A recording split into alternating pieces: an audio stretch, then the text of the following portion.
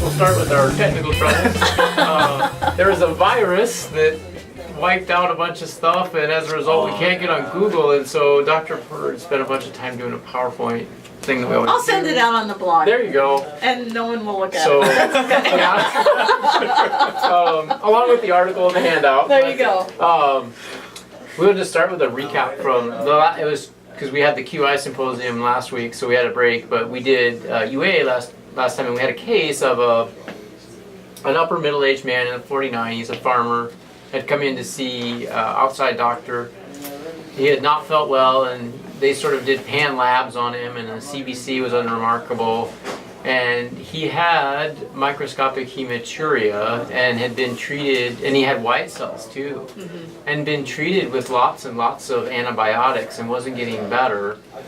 And he was getting worse and developed a cough, and an x-ray was done, and it had these kind of diffuse perihilar, not perihilar, but kind of just diffuse infiltrates.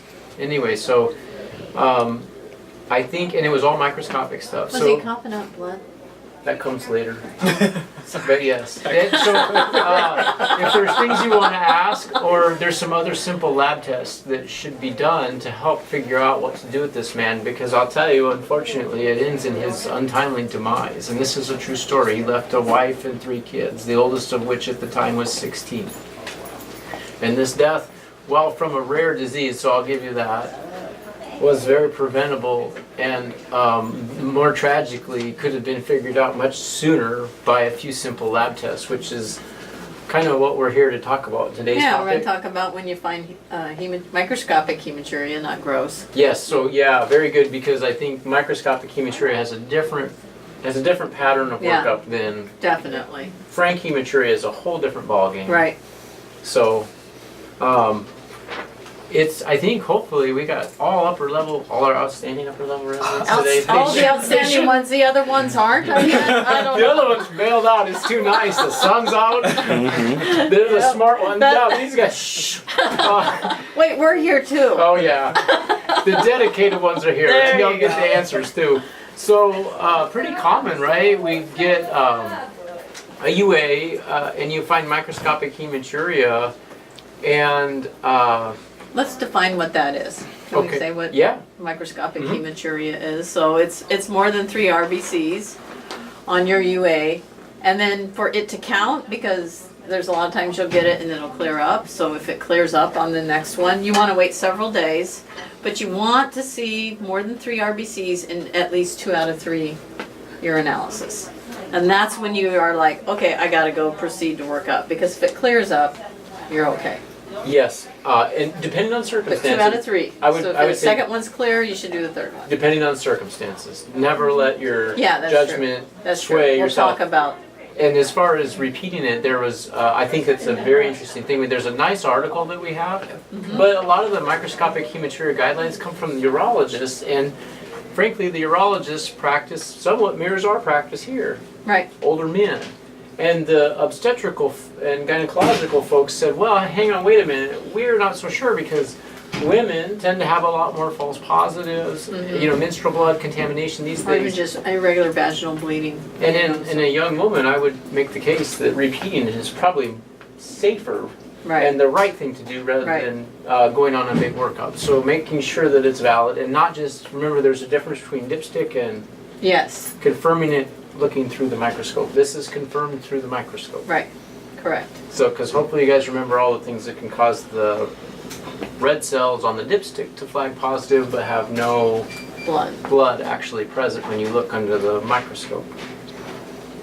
All right, so like the big decision tree kind of goes back to your case. What is the very next step? So you've confirmed that your patient has microscopic hematuria by the definition. What is the very next test if you were doing What are the big all organs? mapped out on my slides? No. If you were doing a workup, what's the next test? Cheap test. Protein creatinine ratio. Protein creatinine ratio. I agree. You wanna look for protein. Yeah, and why? glomerulonephritis. Yeah, and this is, I think, a point that we wanted to really drive home, and I disagreed with the article, because the article said, well, you should you should go look for dysmorphic red cells and casts. Who is really That actually... really gets Dr. Birch's blood It pressure up. does. I think it would be a nice... He thinks red blood cell casts are like Santa Claus. Yes. Exactly. Things get left under the tree. But you know... No, you just don't believe in it, Sally. No, I do believe in Santa. I love Santa. Oh, sorry. You're killing me. Okay, I used the wrong analogy. Easter Bunny, I realize is fake. Okay, all right. But you know, who feels confident? You know, and this came up the other day. We have a guy that is in the mental health clinic and he thinks he has scabies. We don't have a microscope.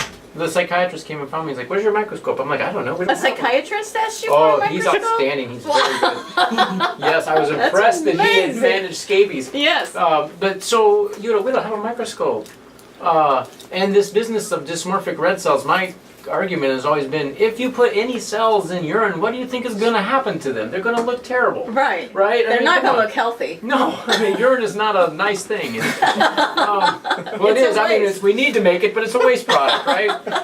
So I look at the company it keeps, and this is That's very good way this to is put it. very important. So you need to recognize what is in the urine, what is the company that it keeps, because now this man, you wanted a protein to creatinine ratio, right? It cost a few pennies. You can get it within an hour. It's 2. Oh, horses and cows. That's a lot. That's a lot. And should you get red cells and white cells from an infection? Yes. But what else causes red cells and white cells? Itises. Yes. Now, yes, we have one of our colleagues who is married to a nephrology fellow, and he can tell you all the 1% of the itises in detail, backwards and forwards. But this is not something... Shouldn't she be able to tell us just by association? Yes. Should we put her on the Oh, spot? let's have her come on. But the itises are hard, and the thing is not to know all the itises, but to recognize when it is potentially an itis. Because what do you guys think is a possibility in this gentleman now? You have somebody that has red cells, white cells, 2 grams of protein, and these little kind of infiltrates in his coughing. Wagner's. Yes, Wagner's. He did not have Wagner's, which Wagner's is now out. He was a Nazi. He was. I know. Oh, I'm sorry. Yes, Yes, okay. he had good Only, pastures. Yeah. By the time that Yes. he came for a diagnosis, he had gross hemoptysis and he died of pulmonary hemorrhage. This is very sad because good pastures responds very well to plasmapheresis, plasma exchange, and immunosuppression. And speaking of the company it keeps, don't assume always white cells mean infection. Exactly. So white cells can, again, inflammatory. Mm-hmm. And so always do the protein. And then that, you can, I think as an internist, I'll start a workup. I don't know all the itises. I don't mean to put Lakshmi on the spot. Too late. I know. I guess I did. But, you know, I'll do like an ANA, Mhm. a couple things that I can send along to the nephrologist, but it almost always means a referral to me. Yeah. And if it is truly a bad itis, it almost involves immunosuppression. And Right. immunosuppression is almost like, I think, Cytoxin. These drugs are these are basically chemotherapeutic drugs, and so you really need a biopsy anyway. But I think what would have been better in this case is if they had said, oh, look, we have microscopic hematuria, we have red cells and white cells. I don't even expect you to recognize a red cell cast or a white cell Yeah, cast. don't even worry about it. But boy, it changes your whole opinion on how you think about this if it has proteinuria. Right. Because then I think of a kidney source. And I think you look pretty good if you call up the kidney specialist and say, hey, you know what, there's proteinuria here, there's red cells and white cells, I'm concerned. It would have done a lot better. Now, if there's no protein, what are the things that you want to think about? Yeah, then that's a 45-year-old farmer, he doesn't like to stop. He's on his tractor out in the sun, not drinking water. Sometimes he gets this flank pain. Kidney stones. Yeah, stones would be, and that's a whole much more benign and Yeah. common thing, right? And you wouldn't see proteinuria with it. Yeah.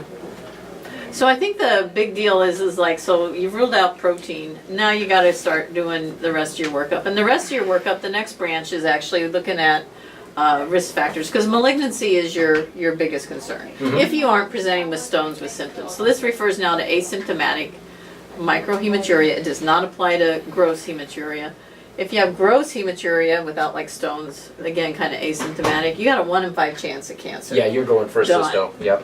But if you got asymptomatic microscopic hematuria, then you want to look at risk factors. So risk factors for bladder cancer are Smoking. what else? Birthdays. And what's men? And exposures. Diesel fumes. Different kinds of fumes and stuff like that. Yeah. So if they have those risk factors, you progress directly to doing a workup, which the urology guidelines say a CT urogram is your best test for imaging, and then cystoscopy if that's negative. If that workup is negative, then they recommend repeating that every 3 to 5 years. Yes. Because something else may develop. In your people that are less than 50, if you've got women, again, less than 50, not smokers, you can kind of just observe them. You don't have to image all of them. But it's truly a judgment call on those things. Now, I think the guidelines kind of went in, well, if they're 40 to 49, maybe you should image them. I think it was best guess, essentially, what they wrote down. So I think it's kind of looking at the patient, looking at what else is going on. But kind of know what imaging you need to do and who you absolutely have to image and who you can follow conservatively. The thing I found interesting in the article too is that at least in some races that, like especially Asians, that microscopic hematuria is a good predictor of end-stage renal disease. IgA. Yeah. Yeah. So you can be 20 and you can have microscopic hematuria, and those are people you need to watch. Because they looked at our guidelines and said, that's garbage. Yeah, garbage. You need to follow, because 10% of these will lead to IgA nephropathy, and so they say, well, look, in this demographic, this is not a good. So if you have somebody that's Asian, you should really think about maybe following them more closely. Right. And I have a sort of an example of this I wanted to bring up. One of the places where we get UA with micro is in diabetics, because we're looking for albuminuria and proteinuria. And 1 in 4 of those folks that are running around, which we see this all the time, diabetic nephropathy, 1 in 4 will have microscopic hematuria. And then, so you got protein. They have protein wraps. I know. So you're fairly sure. Everything we told you doesn't apply. You're fairly sure it's a glomerular cause, but I will tell you, I would still do a cysto. Yeah.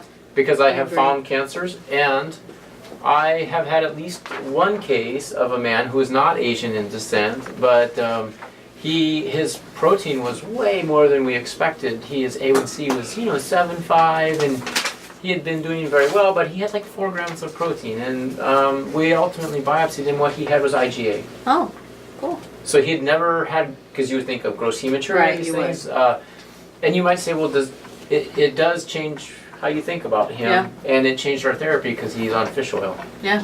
So I think I would still work it up, and I think that's a fairly common scenario that you see here. Right. I want to mention one thing about urine cytology. Not worthwhile in your workup. That's for urologists to follow up people that have already diagnosed bladder cancer. Yes. Sometimes I see it done, but it's neither sensitive or specific. I'm not even sure how good it is in following up. I don't think they're sure, but I think it's the best of a the best of a bad of all the bad choices. Test, yeah. So.